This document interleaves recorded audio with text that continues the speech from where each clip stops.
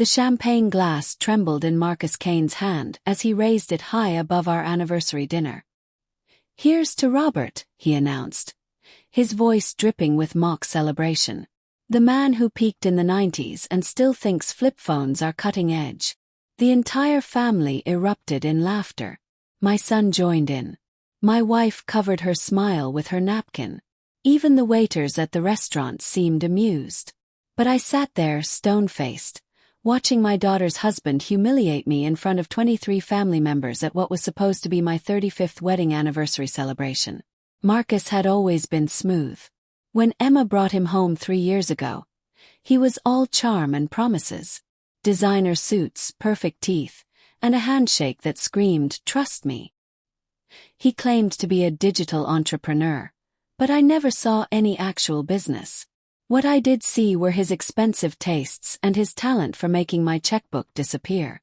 "Dad's just old-fashioned," Emma would say whenever I questioned Marcus's lack of employment. "He's building something big." That something big apparently required a $4,000 monthly allowance, a BMW lease under my name, and unlimited access to our family credit cards. The breaking point came 6 months ago. I'd installed security cameras around the house after some neighborhood break-ins. While reviewing footage, I stumbled upon something that made my blood freeze. Marcus was in my study, not just snooping through my files, but photographing my business contracts, bank statements, and investment portfolios with his phone. I watched him for weeks through those cameras. He was systematically documenting every aspect of my financial life. When I traced his digital footprint, I discovered the truth that shattered everything. Marcus wasn't just a freeloader. He was a professional con artist with 3 different identities and a history of targeting wealthy older men through their daughters. But tonight, as he stood there mocking me, Marcus had no idea that I'd spent those 6 months preparing the perfect trap. "You know what your problem is, Robert," Marcus continued, swirling his wine. "You're a dinosaur in a digital world. Thank God Emma has me to guide her into the future." More laughter. More humiliation. I stood slowly, my movements deliberate and calm. The laughter died instantly. "Marcus," I said, my voice cutting through the silence like a blade, "I have something for you." I reached into my jacket and pulled out a tablet, sliding it across the table to him. His confident smirk faltered as he looked at the screen. There, in crisp detail, were photographs of him rifling through my study, screenshots of his 3 fake social media profiles, and police reports from Denver, Phoenix, and Miami where he'd pulled identical scams on other families. What is this?" Emma whispered, leaning closer to see.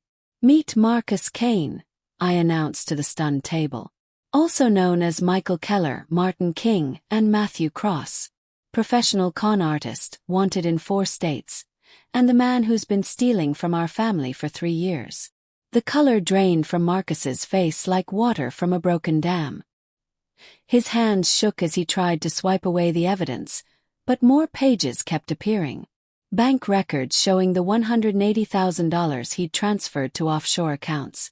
Recorded phone conversations where he bragged to his real girlfriend about milking the old fool dry.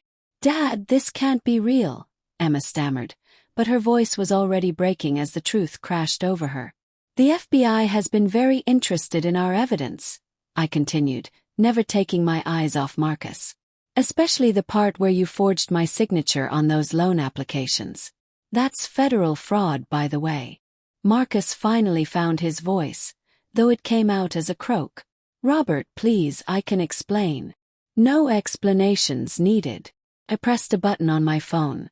Through the restaurant's windows, we could see 2 black SUVs pulling into the parking lot. "Agent Morrison from the Financial Crimes Division is here to discuss your future."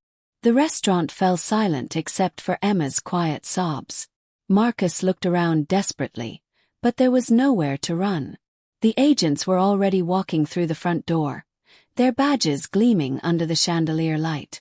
"You called me a failure, Marcus," I said as the handcuffs clicked around his wrists. "But failures don't spend 6 months building airtight federal cases. Failures don't recover every stolen penny with interest.